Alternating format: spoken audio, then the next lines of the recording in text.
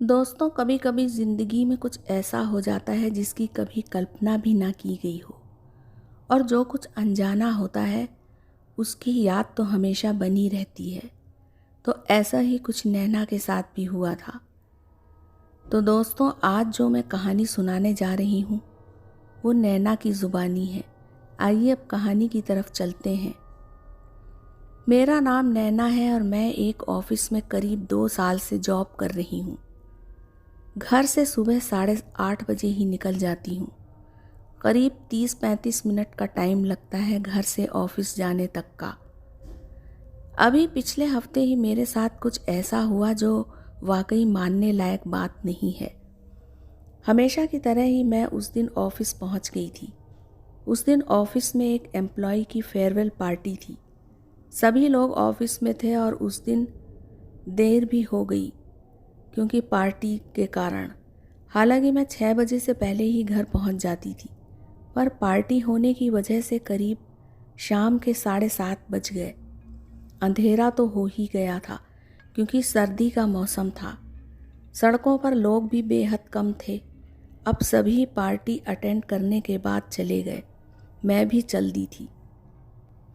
अब मुझे इंतज़ार था किसी सवारी का और मैं सोच रही थी कि जल्दी ही घर पहुंच जाऊं। मैं अक्सर ऑटो से ही घर जाती थी। काफ़ी देर इंतज़ार करती रही। करीब 15 मिनट बाद दूर से एक ऑटो आता हुआ दिखाई दिया। मैंने उसे रुकने का इशारा किया और अपने घर का पता बताते हुए पूछा, भैया मुझे घर पहुंचा दीजिए। ऑटो वाला कुछ देर सोचता रहा, फिर बोला, बैठ जाइए मैडम। मैं ऑटो में बैठ गई। अब गाड़ी की रफ्तार बढ़ चुकी थी और मैं मन ही मन सोच रही थी कि जल्दी ही घर पहुंच जाऊं। वैसे ये मेरा पहला चांस था जब मुझे इतनी देर हो गई थी। ऑटो वाला बीच बीच में बातें करता जा रहा था।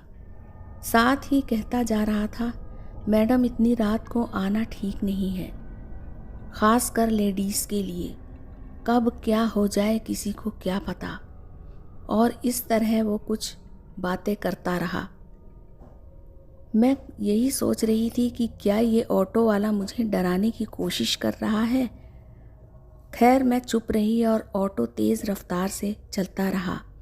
अब शहर की आबादी काफ़ी कम हो गई थी क्योंकि इस रास्ते में एक क्रिश्चियन कब्रिस्तान, एक मुस्लिम कब्रिस्तान और कुछ ही दूरी पर एक शमशान घाट भी पड़ता था। उसके थोड़ी दूर बाद फिर इक्के दुक्के मकान दिखाई देते थे। कुल मिलाकर ये रास्ता मेरा जाना पहचाना था क्योंकि मैं काफ़ी दिनों से यहाँ आ रही थी, इसलिए मुझे कुछ भी अटपटा नहीं लगता था। रास्ता सुनसान था। ठंडी बर्फीली हवा चल रही थी। मैंने शॉल को अच्छी तरह से लपेट लिया। अब ऑटो वाला भी चुपचाप गाड़ी चला रहा था। तभी दूर सड़क के किनारे एक लालटेन की रोशनी दिखाई दी। थोड़ा और पास पहुंचने पर पता चला कि कोई लालटेन पकड़े हुए खड़ा हुआ था। जो गाड़ी रोकने का इशारा कर रहा था उसकी कमर झुकी थी। वो शायद कोई बुजुर्ग था।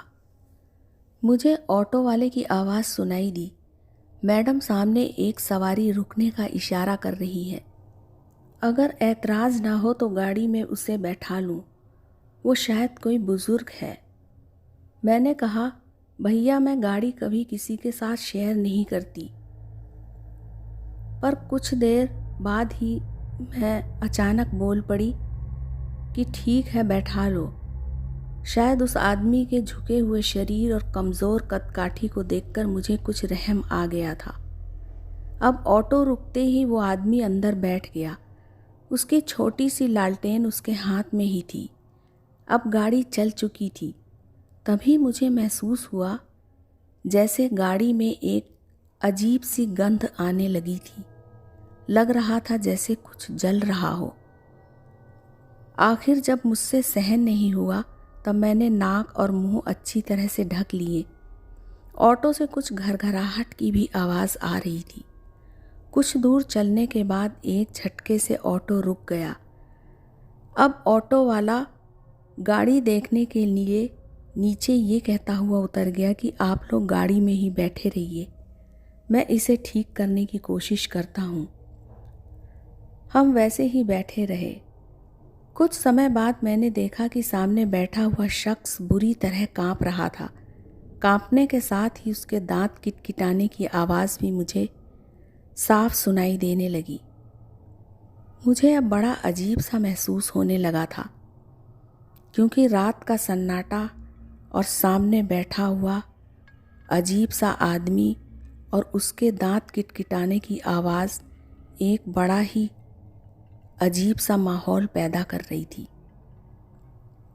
यहाँ से मैं जल्द ही निकलना चाहती थी, पर अब क्या जाने ऑटो कब ठीक होता। कुछ देर बाद ऑटो वाला आगे बैठकर गाड़ी स्टार्ट करने की कोशिश करने लगा। घरघराहट की तेज़ आवाज़ शमशान के पास गूंज रही थी। चारों तरफ अंधेरा और जमा देने वाली ठंड थी। मैं कभी डरती नहीं थी, आज मुझे भी कुछ कुछ डर का एहसास सा लग रहा था और मैं इधर उधर देखने लगी। तभी मैंने देखा सामने सीट पर बैठा हुआ आदमी अचानक ऑटो से नीचे उतर गया और पीछे वापस तेजी से मुड़ गया। मुझे अजीब लगा, क्योंकि वो सामने जाने की बजाय पीछे क्यों जा रहा था। इधर ऑटो स्टार्ट ही नहीं हो पा रहा था।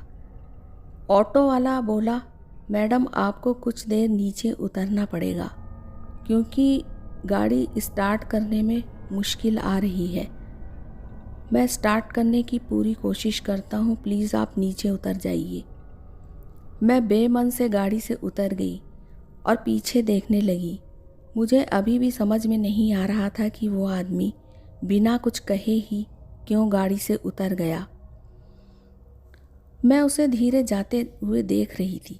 रात का सन्नाटा तो था ही, साथ ही ठंड भी बहुत थी।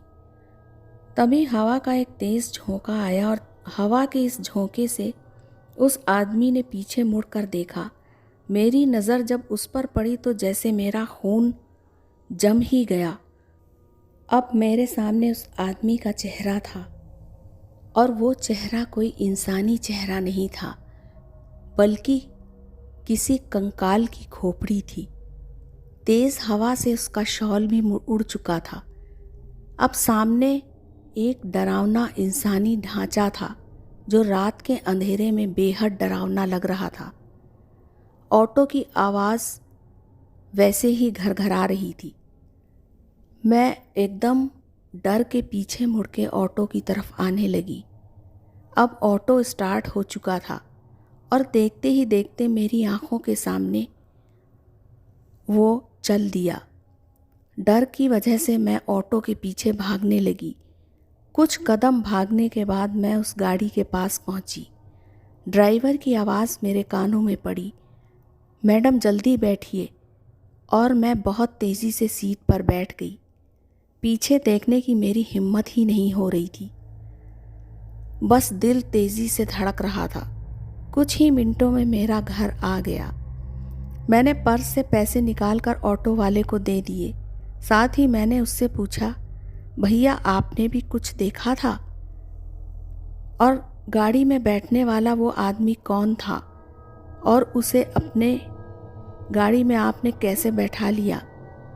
सवाल कई थे पर जवाब एक ही था। ऑटो वाला बोला, मैडम वो कोई आदमी नहीं था, वो कोई प्रेतात्मा, बला या फिर कोई ऐसी चीज़ थी जिस पर लोग जल्दी विश्वास नहीं करते। और ये कहकर उसने तेज़ी से गाड़ी स्टार्ट की और कुछ ही पलों में वहाँ से चला गया और मेरे कदम भी घर की तरफ बढ़ चले। मैं बहुत सोच रही थी कि ये सब आखिर ऐसे क्या होता है, लेकिन मेरी समझ से परे था सब कुछ। तो दोस्तों, कैसी लगी ये कहानी? उम्मीद है पसंद आई होगी। आगे भी ऐसी ही डरावनी कहानियाँ लेकर आती रहूँगी आपके मनोरंजन के लिए। तो कहानी को लाइक, शेयर, और जिन दोस्तों ने अभी तक चैनल को सब्सक्राइब नहीं किया है वो ज़रूर से सब्सक्राइब कर दीजिएगा और अपने कमेंट्स भी ज़रूर भेजिएगा। अब आप सभी दोस्तों से इजाज़त चाहती हूँ। अगली नई कहानी के साथ फिर हाजिर होंगी।